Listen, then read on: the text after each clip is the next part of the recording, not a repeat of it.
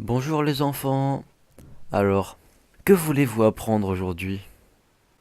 Oh, moi je sais. L'histoire de l'écriture. Et t'es chelou toi? Mais bon, si tu insistes. Alors, l'histoire de l'écriture commence en Mésopotamie. Un jeune inventeur, un génie, a décidé de compter ses moutons à l'aide d'une tablette d'argile. C'est la première forme d'écriture connue à ce jour. Un peu plus tard, en Égypte, les hiéroglyphes ont été inventés. Mais on ne va pas se mentir, personne n'a rien pigé. Heureusement que quelqu'un d'un peu moins débile a créé l'alphabet. À partir de là, tout le monde pouvait s'exprimer. Un peu plus tard, avec quelques textes, Homère se fit un tas d'oseille. 300 ans plus tard, Platon arriva, son encyclopédie sous le bras, ses lunettes de soleil et son bandana. Il commença l'enseignement de la philosophie. Et là, c'est le drame.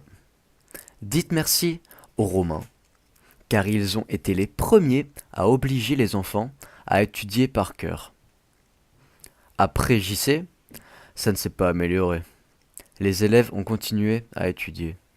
Mais ce n'est qu'au Moyen Âge que la priorité était dans la compréhension des textes plutôt que l'étude parfaite.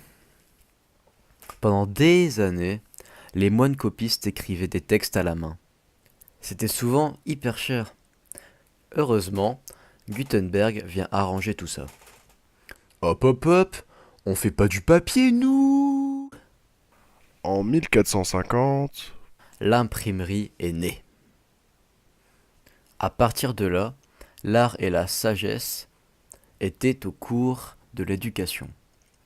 La sagesse d'Orient, et non pas de Dorian, a aussi influencé les philosophes de l'époque.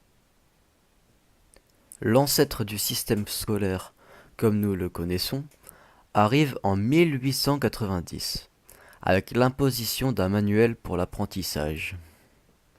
Ensuite, au XXe siècle, l'école n'a cessé de se développer. Tellement vite que nous allons bientôt entrer dans une ère numérique.